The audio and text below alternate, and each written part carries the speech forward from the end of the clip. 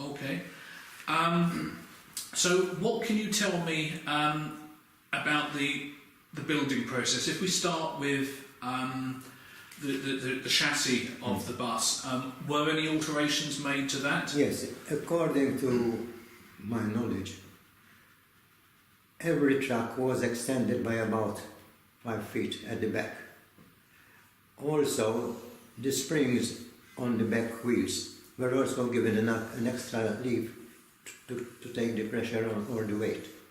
That's what I know. And then, you know, they used to have metal supports onto the chassis where they can take the button hoods for the floor, which then they can attach to the uprights of the skeleton on the sides and on the front and then the back. Mm-hmm. Okay, so take me through the process of how the body was built. What was the first step for building the body? I reckon what they used to do the flooring first, so that they will have at least the base. Mm-hmm. And then they used to do the uprights.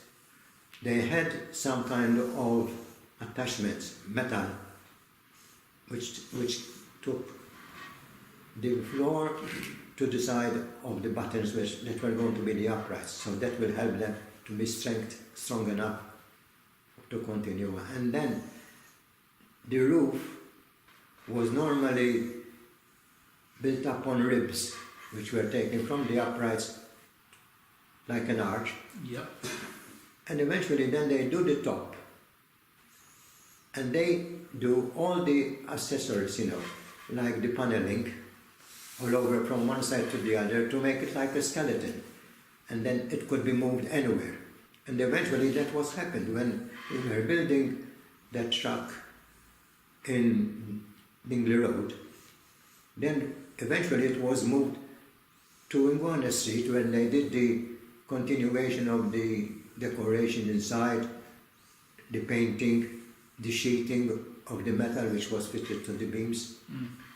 That's how I remember. Eventually then somebody who was an electrician will come and do the lighting. And my father also used to do the lettering, say Valletta Rabat, and any destination notices, you know, on pieces of wood, you know, which they used to place by the steering, you know, on the other side, you know.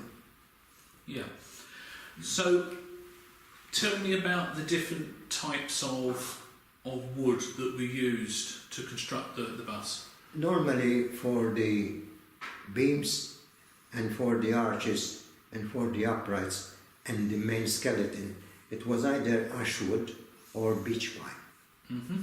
They used maybe some Douglas fir for the flooring, which was quite good. Eventually some of the flooring were also made in metal, so that they won't be sort of damaged.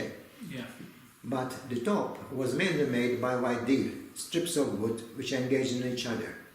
And eventually the corners, so for the front on top of the windscreen and at the back, they used to be used by these metal people, you know, who used to do the corners, you know, through their systems, by hammering them or either pressing, you know.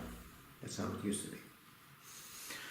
Okay, and for the interior fittings of the bus, was a different type of wood used for? Of course, you know, the inside was as if you are seeing the old Woolsey, you know, which used to have mahogany pieces, you know, by the door. That's how we used to do. They used to use mahogany for the inside, which was probably varnished. Yeah. Because to give it a more decent place, you know, where to sit and where to, for the passengers maybe. Yeah. Okay, and how the various bits of wood, both the skeleton and the interior fittings, how were they made to the correct size? Probably, you know, I remember my father used to draw a big drawing of the system, how they are going to be joined together And the sizes, they probably had a measure. Because, I know that the government was involved in measuring the inside of the coach to see whether it's comfortable enough and have space enough for your feet or legs to move on. So, they probably had a certain data which could be what they were always trying to check that they are according to what was required. Okay. Where were the materials, the metal and the wood, purchased from? I think there were quite a lot of merchants who used to bring mainly from Valletta and Marsa, but I don't know the names. No. Okay. And you mentioned about having to sort of transport wood from one workshop to another. So tell me a little bit about that. That was when I was helping Uncle Paul building the St. Mary, I think it used to be before the name of the bus. And because probably they haven't had any opportunity to find some space close to the workshop. So eventually, when the skeleton was made, then it was driven to another garage close to the workshop, and there is where it was finished, where they did the painting and the whatever it needed inside, covering, seats, everything. Okay. So can you just confirm who owned the garage or the workshop where that bus was started? That belonged, the garage was in the name of Uncle Salvo and Uncle Paul. They were the two brothers, that took the place where my father used to be with his other brother Joe before the war. But the workshop on Dingley Road where the bus was started, who owned? That belonged to the owner. Thank you. So tell me about a bit more about the interior fixtures and fittings of the buses, or at least the one that you were involved with. I remember, that in the inside you had to cater for the windows, so you had to have special channels so that they will be fitted with the proper rubber for the sliding of the windows. Also, it was always, I remember, that the bit that goes by the windows was made of mahogany all the way, and so on the top part as well.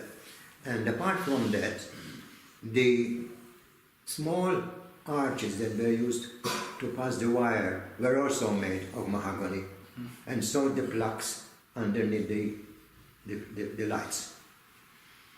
Also, I remember that on the inside, plywood was used to cover all the sides, There were times, when they used metal.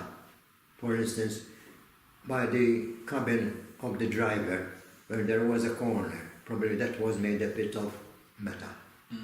But all were painted the same, mainly white, the top part of the whole coach.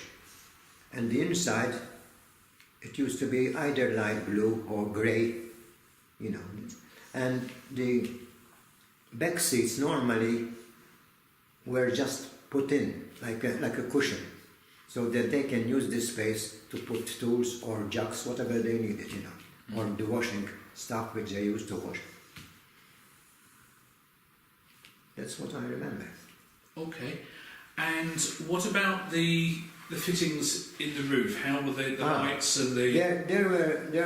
There were times, when they had some kind of metal brackets, which they fitted to the ribs on the roof to support, say, a small bag.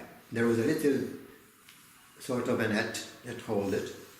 And I remember as well, in the center, they used to have two railings whereby standing passengers can hold on to while being driven. Those were made of nickel. even these fittings on the luggage or whatever it was, space for you, on top of your head. And they weren't very big, because they left them a bit inside so that nobody will hit them with his head, Yeah, okay. So tell me about how the seats were constructed. The ones on the flooring were mainly with 2 metal frames, and they were attached on the bottom of the seat, one to the other, and then the back and then the top. Now what they used to do, they used to fit the seating with the bolts to the sitting part, and the back on the 2 upright metal that were, and they used to be slid in. They had like a channel, and they slid in, and the cover of the plywood or whatever they use at the back, that would seal it up, you won't see it. On top of that, they also had like handles, so that people can hold when they are moving around, either to going in the seat or to move around. Okay. How much say did the owner of the bus have about the look of the finished bus?